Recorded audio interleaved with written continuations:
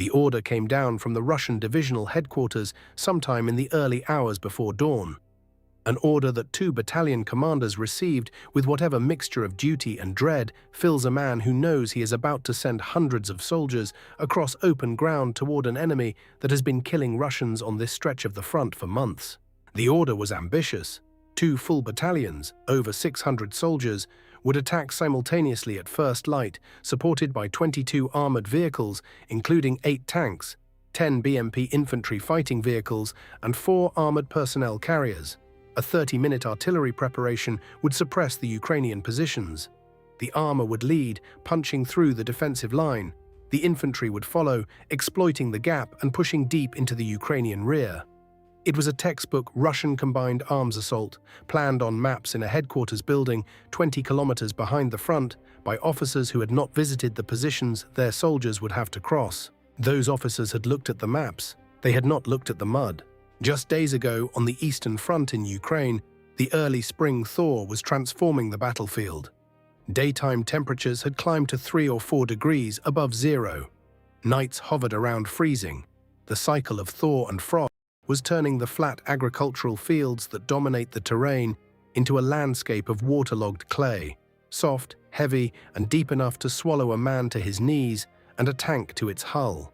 The roads were passable, the fields were not.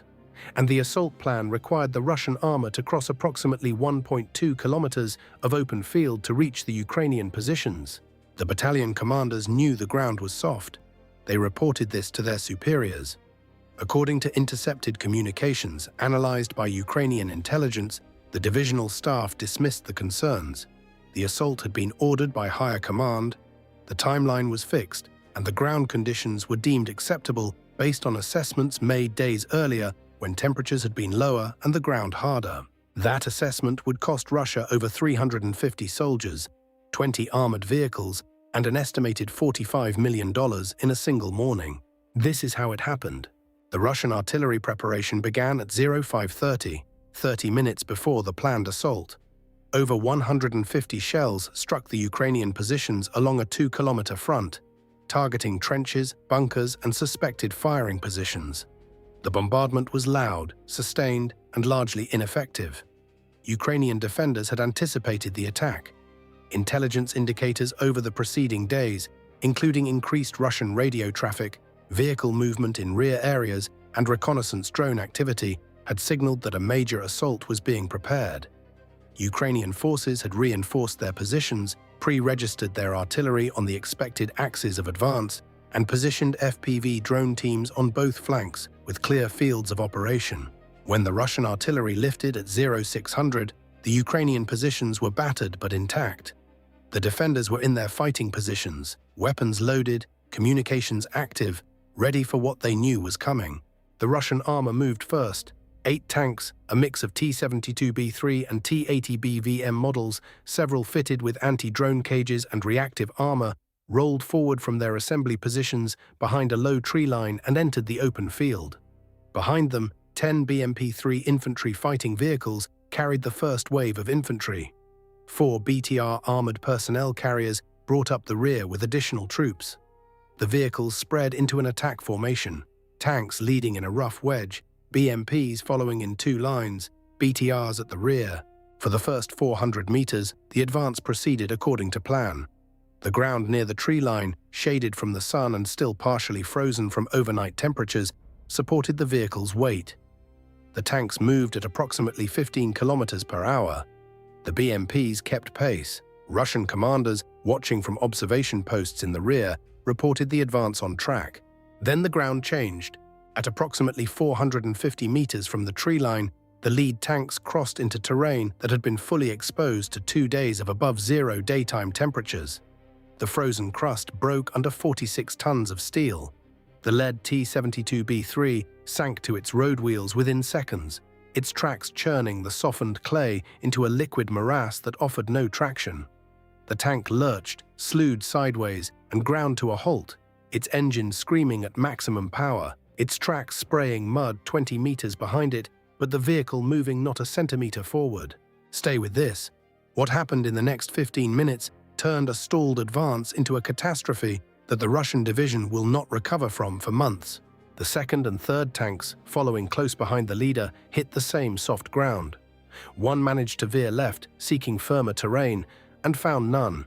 It sank within 30 meters of its deviation, tilting at an angle as one track found slightly harder ground and the other plunged into the mire.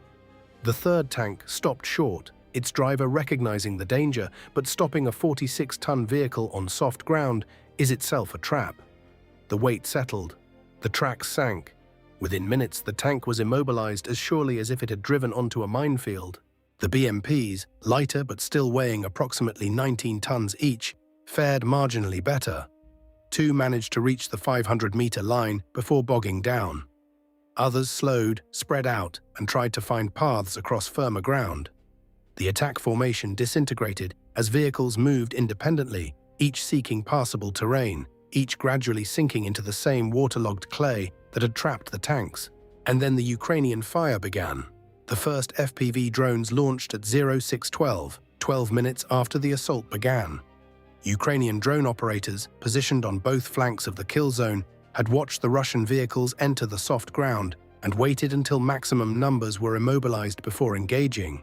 The first drone struck the lead T-72B3, the one deepest in the mud, its track still spinning uselessly, hitting the engine deck from above and igniting a fire that the trapped crew could not escape in time. Within minutes, multiple FPV drone teams were engaging targets simultaneously. The immobilized tanks were priority targets, each one a stationary metal box, unable to maneuver, unable to retreat. Its crew trapped inside a vehicle that had become its own coffin. The second bogged tank was hit through the gap between its anti-drone cage and the turret ring. The warhead detonated against the thin armor of the turret base, killing the gunner and commander. The third tank took 2 drone strikes. The first disabled the reactive armor on the left side, the second penetrated the hull and ignited the ammunition. The turret blew off in a catastrophic explosion that sent it cartwheeling across the muddy field. Which image is more devastating? A Russian tank destroyed by a direct hit, or a Russian tank slowly sinking into Ukrainian mud while drones circle overhead, waiting to finish it? Tell us in the comments. Ukrainian artillery opened fire simultaneously, targeting the BMPs and infantry that were now strung across the field in a disorganized mass. The pre-registered fire zones proved devastatingly effective. Ukrainian gunners dropped cluster munitions onto the exact areas where the vehicles had clustered, while seeking firm ground. Explosions walked across the field in systematic patterns, each salvo covering a sector, each sector overlapping with the next, leaving no gap where a vehicle or a soldier could shelter. The Russian infantry, approximately 400 soldiers who had been riding in and walking behind the armored vehicles, found themselves in a nightmare. The armor that was supposed to protect them was stuck, burning or exploding. The mud that had trapped the vehicles also trapped the soldiers. Men who tried to run found themselves sinking to their knees in clay that sucked at their boots and slowed their movement to a crawl. Running across a waterlogged field under artillery fire and drone attack is not movement. It is dying slowly while trying to move. Some infantry attempted to advance toward the Ukrainian positions on foot, perhaps calculating that reaching the enemy trenches offered better survival odds than remaining in the open field. Ukrainian machine gunners and snipers cut them down at ranges between 200 and 400 meters, disciplined, accurate fire from soldiers who had prepared exactly these engagement scenarios. The advancing Russian soldiers, weighed down by equipment and slowed by mud, were moving at walking pace across flat terrain with zero cover. They were targets, not attackers. Others tried to retreat. They turned and slogged back through the mud toward the tree line they had left 20 minutes earlier, a distance of 400 to 500 meters that on solid ground would take 5 minutes to cross at a run. In the thawing clay, it took 20 to 30 minutes of exposure to FPV drones that hunted individual soldiers and small groups across the field, diving out of the grey morning sky with a precision that left no safe direction to move. HIMARS entered the engagement at approximately 0640, 40 minutes after the assault began. 2 precision rockets struck the Russian assembly area behind the tree line, the position where reserve forces, ammunition vehicles, and command elements had staged for the assault. The rockets hit a cluster of vehicles, including 2 ammunition trucks and the mobile command post, from which a Russian major had been attempting to coordinate the increasingly chaotic battle. The command post was destroyed. The major was confirmed killed in intercepted communications.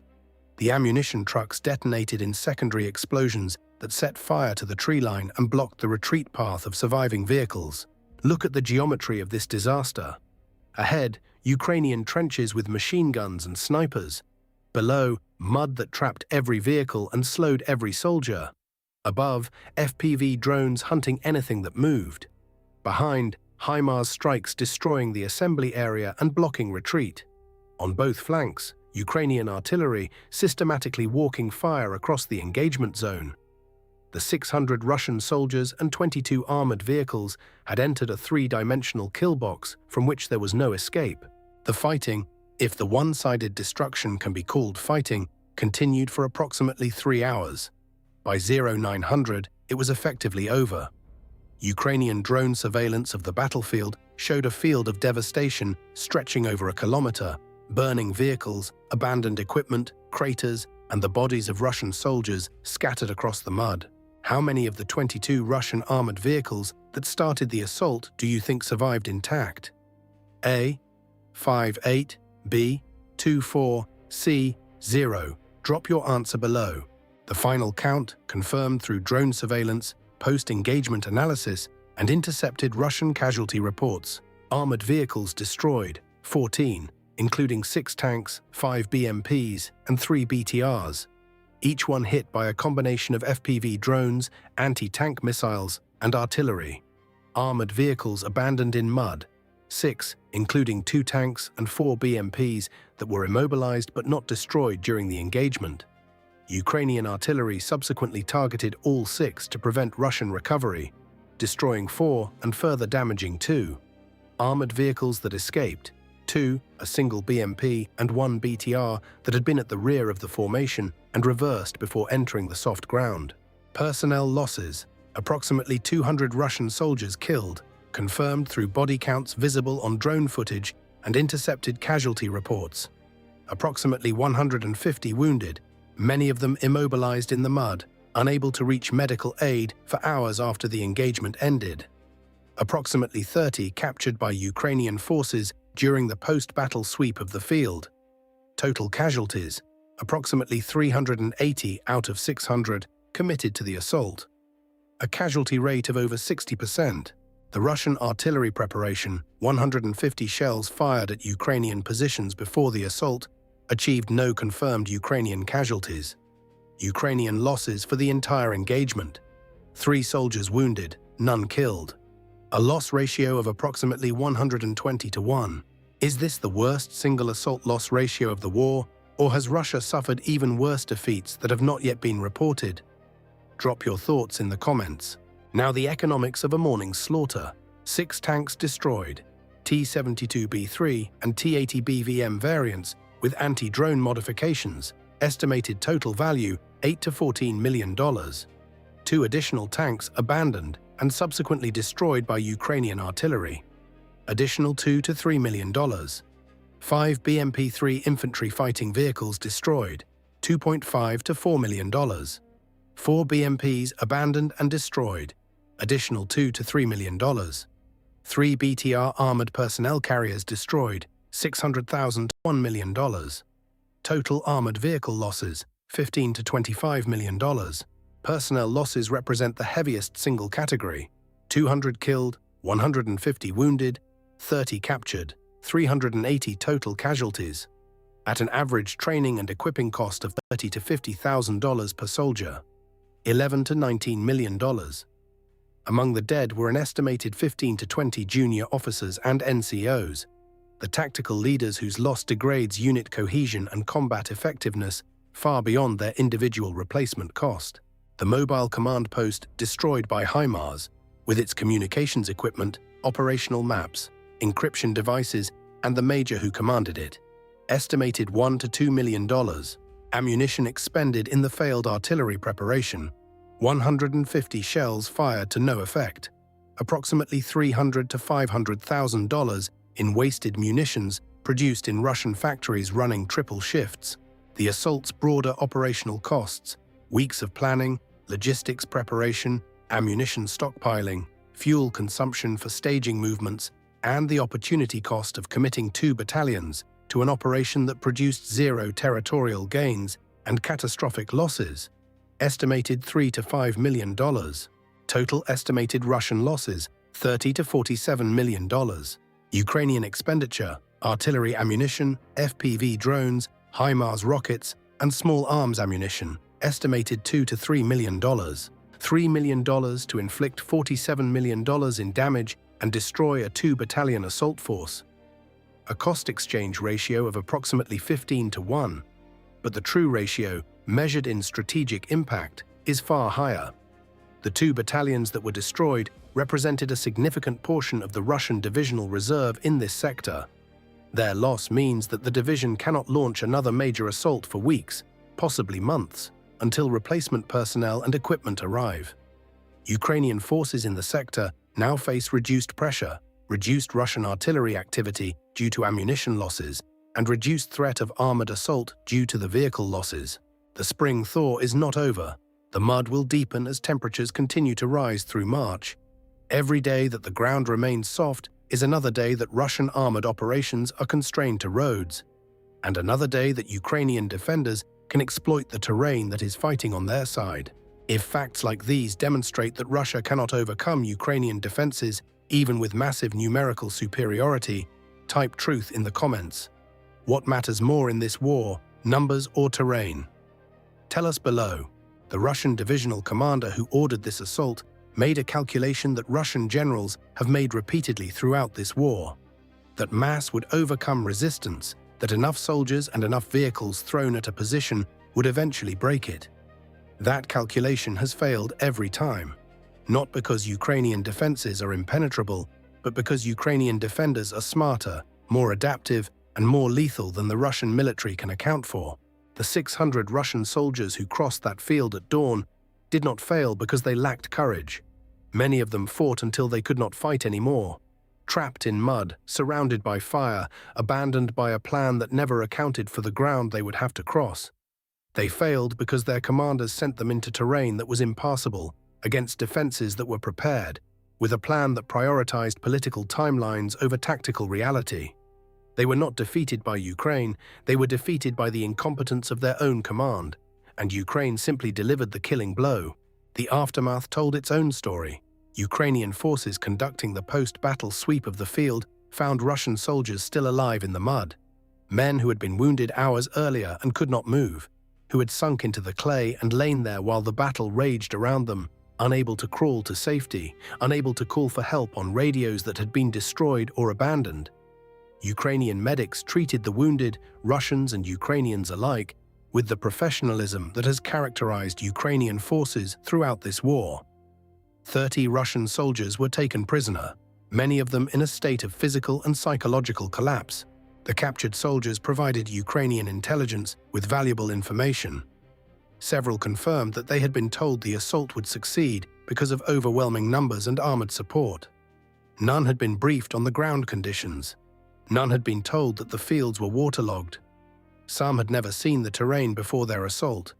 They had been brought from reserve positions days earlier and given only map briefings that showed the distance to the Ukrainian trenches but said nothing about the mud that lay between. This is the reality of Russian planning in the 4th year of this war. Officers who order assaults from headquarters, they never leave. Maps that show distances but not conditions. Timelines set by political pressure rather than tactical reality. And soldiers, hundreds of them, thousands of them across the front, sent forward into situations that their own commanders have not bothered to understand. The contrast with Ukrainian forces could not be sharper. The Ukrainian defenders who destroyed this assault had spent days preparing, studying the ground, pre-registering artillery on the soft zones where they knew Russian vehicles would bog down, positioning drone teams with clear lines of sight across the approach, and planning their fire sequences to maximize destruction while minimizing their own exposure. They knew the mud would stop the tanks because they had watched the fields thaw over the preceding days. They knew where the ground was softest because they had walked it, measured it, and marked it on their own maps. They fought from knowledge. The Russians fought from ignorance, and knowledge won, as it always does.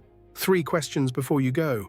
First, if 600 Russian soldiers with 22 armored vehicles cannot break through Ukrainian defenses even with artillery preparation and numerical superiority, what force level would Russia need to achieve a breakthrough? And does Russia have that force available anywhere on the front? Second, the spring thaw will deepen through March and April, making cross-country movement increasingly impossible. If Russian armor is already bogging down in late February mud, what will the battlefield look like in 6 weeks? And how will Russia sustain offensive operations when its vehicles cannot leave the roads? Third, Ukrainian losses in this engagement were 3 wounded, 0 killed, against 380 Russian casualties. At this rate of exchange, how many more assaults can Russia afford before the mathematics of attrition become impossible to deny? Think about that. Subscribe to Steel Command, share this video. 600 Russian soldiers walked into a Ukrainian kill zone at dawn. The mud held them, the drones found them, the artillery destroyed them, and the Ukrainian defenders who planned it all are already preparing for the next wave. Because in this war, there is always a next wave, and Ukraine is always ready.